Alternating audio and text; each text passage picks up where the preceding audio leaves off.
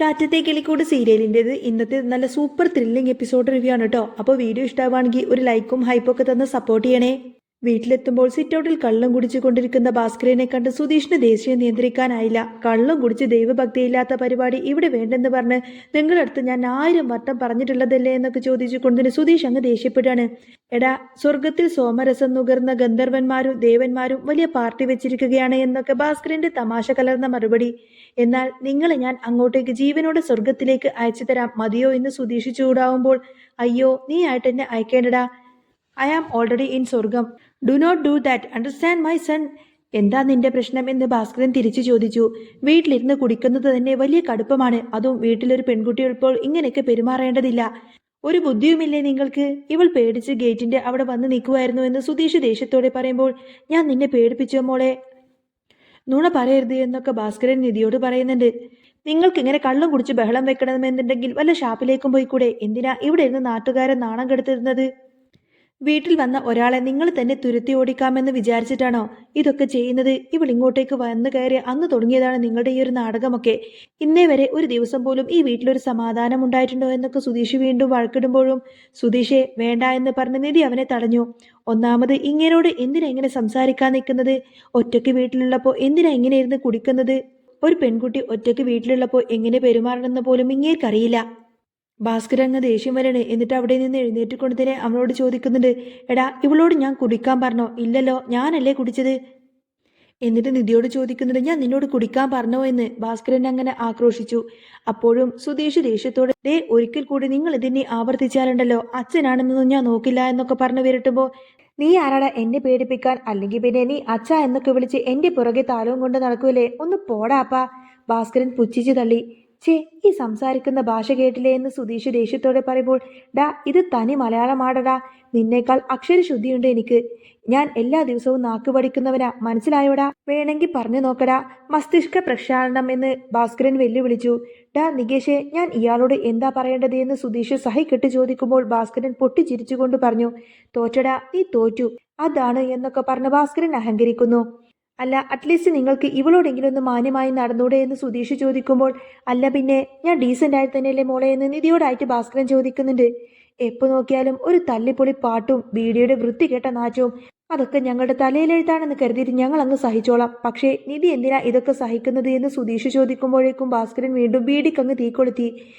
ഇനി ഒരിക്കൽ കൂടി ഇങ്ങനെ സംഭവിച്ചു കഴിഞ്ഞാൽ ഞാനുണ്ടല്ലോ എന്നൊക്കെ പറഞ്ഞ് സുധീഷ് അച്ഛൻ്റെ ഷർട്ടിനങ്ങ് കുത്തിന് പിടിക്കുമ്പോൾ, സുധീഷെ വേണ്ട എന്ന് പറഞ്ഞ് നിധി അവനെ പിടിച്ചു മാറ്റി. നിതീഷിനോടായിട്ട് പറയുന്നുണ്ട്, എന്താടാ നീ ഇങ്ങനെ നോക്കി നിൽക്കുന്നത്? ചേട്ടനോടൊന്ന് മതിയാക്കാൻ പറ എന്ന് നിധി ആവശ്യപ്പെടുമ്പോൾ, ഇങ്ങേർക്ക് ഇത് തന്നെ വേണമേട്ടതി, ഒന്ന് അടങ്ങാൻ, ഇതൊക്കെ നല്ലതാണ് എന്ന് നികേഷിന്റെ പക്ഷം. പിന്നെ ഈ പിപ്പിലി കേട്ടിട്ടല്ലേ ഞാൻ അടങ്ങുന്നത്? ഒന്ന് പോടാ പൊടിക്കുപ്പി എന്നൊക്കെ പറഞ്ഞ് ഭാസ്കരൻ അവനെ കളിയാക്കുന്നു. അത് കേട്ട് സുധീഷിന് വീണ്ടും ദേഷ്യം വരുന്ന സമയത്തിന്, വേണ്ട മതി, നിങ്ങൾ അകത്തേക്ക് ചെല്ലി എന്നൊക്കെ പറഞ്ഞ് നിധി അവരെ അവിടെ നിന്നും പറഞ്ഞു വിടുന്നു. ചെല്ല്, പോടാ, അച്ചി പറയുന്നത് കേട്ടില്ലേ, വാലും പിടിച്ചുകൊണ്ട് തന്നെ ചെല്ലി എന്ന് ഭാസ്കരൻ കളിയാക്കി ചിരിക്കുമ്പോൾ നിധിയും സുധീഷും നികേഷും നേരെ അകത്തേക്ക് പോയി. പിന്നീട് നിധി സാന്ദ്രയുടെ നമ്പറിലേക്ക് വിളിക്കുന്നു. സാന്ദ്ര കോൾ എടുക്കുമ്പോൾ അപ്പുറത്തു നിന്ന് നിധിയുടെ ശബ്ദം കേട്ട്, ഇത് പുതിയ നമ്പറല്ലേ, ഞാൻ സേവ് ചെയ്തിട്ടില്ലായിരുന്നു, വീട്ടിലറിഞ്ഞ പ്രശ്നമാവണ്ട എന്ന് വെച്ച് സാന്ദ്ര പറയുന്നുണ്ട്.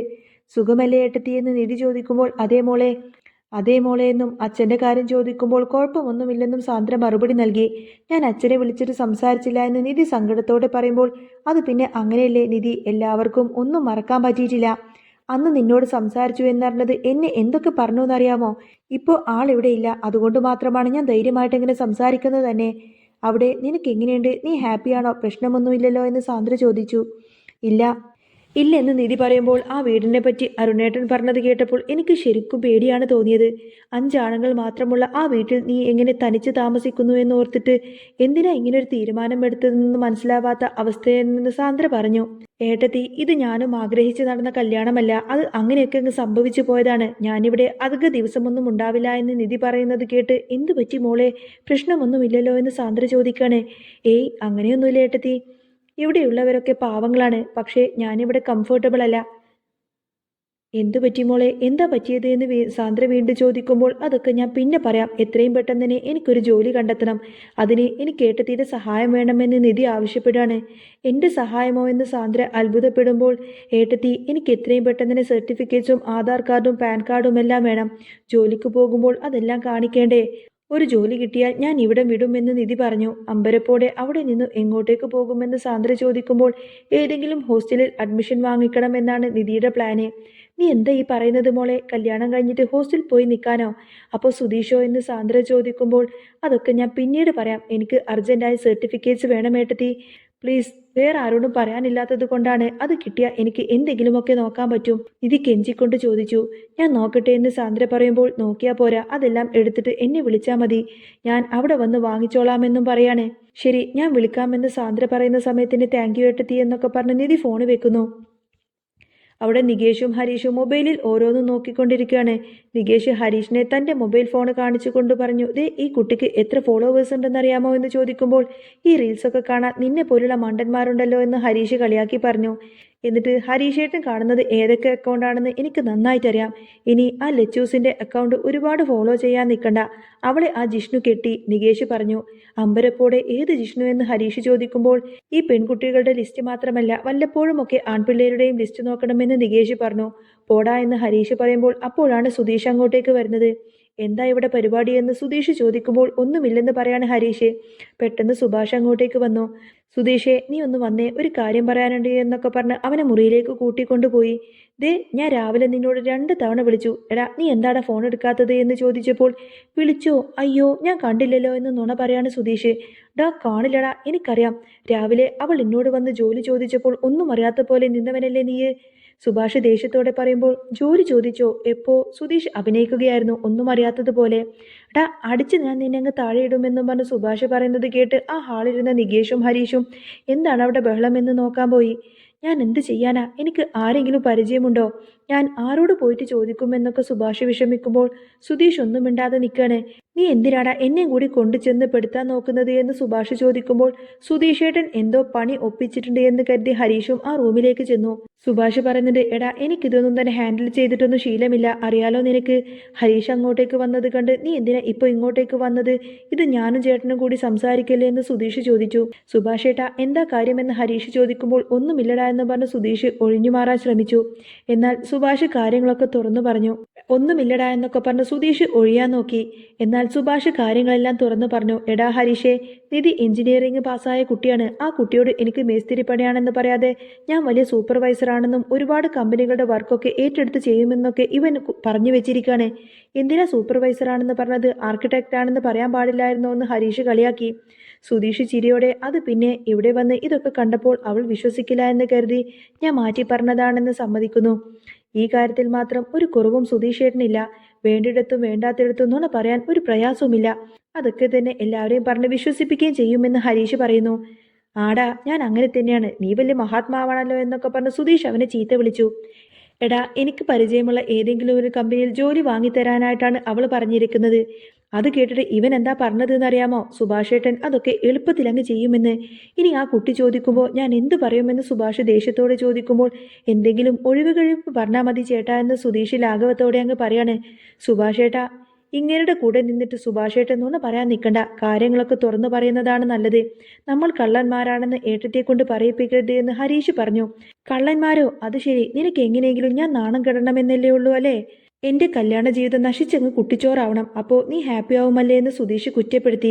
നികേഷും അങ്ങോട്ടേക്ക് കയറി വരുന്നുണ്ട്. ഇവരുടെ സംസാരമെല്ലാം പുറത്തേക്ക് കേൾക്കുന്നുണ്ട്. ഏട്ടത്തി മുറിയിലുണ്ട് എന്ന് നികേഷ് ഓർമ്മിപ്പിച്ചു. അവർ പറയുന്നത് കേട്ട് സുഭാഷ് പിന്നെ ഒന്നും പറയാൻ നിന്നില്ല. ഇവൻ എൻ്റെ ജീവിതം നശിപ്പിക്കണമെന്ന വിചാരം മാത്രമേ ഉള്ളൂ എന്ന് സുധീഷ് പറയുമ്പോൾ അതിന് ഞങ്ങൾ വേണ്ട, ഇയാൾ പറയുന്ന നുണ ധാരാളം തന്നെ മതി. എന്ത് ചോദിച്ചാലും ആദ്യം നുണ മാത്രമേ പറയുള്ളൂ നിന്റെ പഴയ വാശിയല്ലേ? അല്ല, ഞങ്ങളെപ്പറ്റി ഇനി എന്തൊക്കെ നുണയാടാ നീ പറഞ്ഞു വെച്ചിരിക്കുന്നത്? ഞാൻ കളക്ടറാണ്, നികേഷ് MBBS ആണ്, പഠിക്കുകയാണ് എന്നൊക്കെയാണോ? ഹരീഷ് ചോദിച്ചു. അയ്യോ, അങ്ങനെയൊന്നുമില്ല എന്ന് സുധീഷ് പതറി. സത്യം പറ, നീ അങ്ങനെ എന്തെങ്കിലും പറഞ്ഞോ എന്ന് സുഭാഷ് ചോദിക്കുമ്പോൾ അയ്യോ ഇല്ലേട്ടാ, ഞാൻ ചേട്ടനെ പറ്റി മാത്രമേ പറഞ്ഞിട്ടുള്ളൂ എന്ന് സുധീഷ് സമ്മതിച്ചു. ചേട്ടാ, ഇതൊന്നും വിശ്വസിക്കില്ലേ, ഉറപ്പായിട്ടും എന്തെങ്കിലും പറഞ്ഞിട്ടുണ്ടാവും. ഏട്ടത്തി സംസാരിക്കുമ്പോഴേ അതൊക്കെ മനസ്സിലാവൂ എന്ന് ഹരീഷ് പറയുമ്പോൾ സുധീഷ് അവനെ അടിക്കാൻ വേണ്ടി കയ്യോങ്ങുന്നു. അവർ തമ്മിൽ വഴക്കു കൂടുമ്പോൾ സുഭാഷ് അവരെ പിടിച്ചു മാറ്റി. എപ്പോൾ നോക്കിയാലും ഈ ഒരു വഴക്ക് തന്നെയാണല്ലോ, ഇത് കണ്ട ഏട്ടത്തി ഇപ്പൊ തന്നെ ഈ വീട് വിട്ട് ഇറങ്ങിപ്പോകും. ഈ വീടൊരു വീടായതേ ഏട്ടത്തി ഇങ്ങോട്ടേക്ക് വന്നപ്പോഴാണ്. ഇനി നിങ്ങളെല്ലാവരും കൂടിയിട്ട് അത് ആ ഒരു പഴയ തൊഴുത്താക്കി മാറ്റരുത് എന്ന് നികേഷ് പറഞ്ഞു. അയ്യോ, ഞാൻ അങ്ങനെയൊന്നും പറഞ്ഞിട്ടില്ലടാ. സത്യം എന്ന് നികേഷിനോടായി പറഞ്ഞുകൊണ്ട് തന്നെ ഇനി അവൾ ജോലിയൊന്നും ചോദിക്കില്ല, അത് ഞാൻ നോക്കിക്കോളാമെന്നും പറഞ്ഞ് സുധീഷ് ആ ഒരു കാര്യം ഏൽക്കുന്നു. ചെറിയൊരു നുണ പറഞ്ഞു പോയതിന് എല്ലാവരും കൂടി എന്നെ കുരിശിൽ കയറ്റേണ്ട കാര്യമൊന്നും ഇല്ല എന്ന് പറഞ്ഞ് സുധീഷ് അവിടെ നിന്നും പെട്ടെന്നങ്ങ് രക്ഷപ്പെടുകയാണ്. അവിടെ നിധിയുടെ അമ്മയാണെങ്കിൽ അടുക്കളയിൽ ആലോചനയോടെ നിൽക്കുമ്പോഴാണ്. പിന്നീട് അങ്ങനെ നിധിയുടെ വീടാണ് കാണിക്കുന്നത്. ഹേമ അടുക്കളയിൽ നിന്നിങ്ങനെ എന്തൊക്കെയോ ആലോചിച്ചു നിൽക്കുന്ന സമയത്താണ് സാന്ദ്ര അങ്ങോട്ടേക്ക് വരുന്നത്. അമ്മ എന്താ ഈ ആലോചിക്കുന്നത് എന്ന് സാന്ദ്ര ചോദിക്കുമ്പോൾ, എനിക്ക് ആലോചിക്കാൻ വേറെ എന്താ ഉള്ളത് സാന്ദ്രേ? ഓർക്കരുതേ എന്ന് വിചാരിച്ചാലും ഓർമ്മ വരികയല്ലേ. അവൾക്ക് ഇഷ്ടപ്പെട്ട കറി ഉണ്ടാക്കുമ്പോൾ അവൾ എപ്പോഴും മൂളി നടക്കാറുള്ള ആ ഒരു പാട്ട് കേൾക്കുമ്പോൾ നെഞ്ചു പൊള്ളുന്നത് പോലെ തോന്നും. ഇടയ്ക്ക് തോന്നും അവളെ ഒന്ന് ഫോണിൽ വിളിച്ചാലോ എന്ന്. പിന്നെ രാജീവേട്ടൻ ഓർക്കുമ്പോൾ വേണ്ട എന്ന് വെക്കും. അവൾ കാരണമാണല്ലോ രാജീവേട്ടൻ ഇങ്ങനെയൊക്കെ ആയത് എന്ന് ഹേമ സങ്കടത്തോടെ പറഞ്ഞു. നിധി ഇന്ന് എന്നെ ഫോണിൽ വിളിച്ചിരുന്നു എന്ന് സാന്ദ്ര പെട്ടെന്ന് പറഞ്ഞപ്പോൾ, വിളിച്ചിരുന്നോ? എന്നിട്ട് അവൾ എന്താ പറഞ്ഞത്? അവൾക്ക് അവിടെ സുഖം തന്നെയല്ലേ എന്ന് ഹേമ ആകുലതയോടെ ചോദിച്ചു. ആ വീടിനെ പറ്റി ആലോചിക്കുമ്പോൾ തന്നെ എനിക്ക് പേടിയാണ് മോളെ എന്ന് അമ്മ പറയുമ്പോൾ, കുഴപ്പമുണ്ടെന്നൊന്നും പറഞ്ഞില്ല, പക്ഷേ അധിക കാലം അവിടെ നിൽക്കാൻ പറ്റില്ല എന്ന് സാന്ദ്ര അറിയിച്ചു. അപ്പോൾ എന്തോ കുഴപ്പമുണ്ടെന്നല്ലേ അർത്ഥം എന്ന് ഹേമ ചോദിക്കുമ്പോൾ, അവൾ ജോലിക്ക് ശ്രമിക്കുന്നുണ്ടെങ്കിലും ജോലി കിട്ടിയ ഹോസ്റ്റലിലേക്ക് മാറുമെന്ന് സാന്ദ്ര പറഞ്ഞു. ആ ചെറുക്കനെ കല്യാണം കഴിച്ചിട്ട് അവൾ എന്തിനാ ഹോസ്റ്റലിലേക്ക് മാറുന്നത്? അപ്പോൾ അവിടെ എന്തോ പ്രശ്നമുണ്ടെന്നല്ലേ അതിൻ്റെ അർത്ഥം? 5 ആണുകൾ മാത്രമുള്ള ആ വീട്ടിൽ അവൾ എങ്ങനെ കഴിയുമെന്ന് ഹേമ ടെൻഷനടിച്ച് ചോദിച്ചു. അവൾ സർട്ടിഫിക്കറ്റ് വേണമെന്ന് പറഞ്ഞിട്ടുണ്ട്. ജോലി കിട്ടിയ ഉടനെ തന്നെ ആ വീട്ടിൽ നിന്നും മാറുമെന്ന് സാന്ദ്ര പറയുമ്പോൾ, നമുക്ക് അവളുടെ സർട്ടിഫിക്കറ്റ്സ് കൊടുത്താലോ എന്ന് അവൾ ചോദിക്കണേ. അപ്പോഴേക്കും പുറത്ത് കാറിന്റെ ഒരു ഹോണ് കേൾക്കുന്നു. രാജീവേട്ടനും അരുണും വന്നെന്ന് തോന്നുന്നു എന്ന് പറഞ്ഞ് അവർ നേരെ ഡൈനിങ് ഹാളിലേക്ക് ചെന്നു. രാജീവനും അരുണും കൂടി അങ്ങോട്ടേക്ക് വന്നിരിക്കുന്നുണ്ട്. വെള്ളം കുടിക്കാൻ രാജീവൻ ആവശ്യപ്പെടുന്നു. അരുണിനോട് നാളെ മീറ്റിങ്ങിന് പോയാൽ മതിയെന്ന് രാജീവ് പറഞ്ഞു. എത്ര തവണ ഇങ്ങനെ സ്കിപ്പ് ചെയ്യുമെന്ന് അരുൺ ചോദിക്കുമ്പോൾ, അടുത്ത തവണ നോക്കാമെന്ന് രാജീവ് മറുപടി നൽകി. ഹേമ വെള്ളവുമായി വരുമ്പോൾ സാന്ദ്രയും കൂടെയുണ്ട്. ഹേമ പറയുന്നുണ്ട്, നമ്മുടെ നിധി സാന്ദ്രയെ വിളിച്ചിരുന്നു എന്ന് പറയുന്ന സമയത്ത് തന്നെ അരുൺ ദേഷ്യത്തോടെ സാന്ദ്രയെ നോക്കി. ആ വീട്ടിൽ കഴിയാൻ പറ്റില്ലെന്ന് പറഞ്ഞു. അത്രയും അവിടെ പ്രശ്നമുണ്ടെന്ന് തോന്നുന്നു. അവൾ ഹോസ്റ്റലിലേക്ക് മാറാൻ പോകുന്നു. 5 ആണുങ്ങളുടെ ഇടയിൽ അവൾക്ക് അങ്ങനെ കഴിയാൻ പാടായിരിക്കും. അവൾക്കൊരു പ്രശ്നമുണ്ടെന്നറിഞ്ഞാൽ നമുക്ക് സമാധാനത്തോടെ ഇരിക്കാൻ പറ്റുമോ? അതുകൊണ്ട് അവൾ എങ്ങോട്ടേക്ക് തിരിച്ചു വിളിച്ചുകൊണ്ട് വരാമെന്ന് പറയാണ് ഹേമ. അരുൺ ദേഷ്യത്തോടെ സാന്ദ്രയോട് ഒച്ച വെക്കുന്നുണ്ട്. അവളോട് സംസാരിക്കരുതെന്ന് ഞാൻ നിന്നോട് പറഞ്ഞിട്ടില്ലേ? പക്ഷേ ഹേമ രാജീവനോടായി പറഞ്ഞു, നമ്മൾ അവളെ കൊണ്ടുവരണം. അതിനുശേഷം നിങ്ങൾ അവളെ എന്ത് വേണമെങ്കിലും ചെയ്തോ, പക്ഷേ ഇവിടെ നിർത്താൻ പാടില്ല എന്ന്. രാജീവൻ ദേഷ്യത്തോടെ എഴുന്നേറ്റ്, എന്നാൽ നീയും ഇവിടെ നിന്നും ഇറങ്ങിക്കോ എന്ന് പറഞ്ഞു.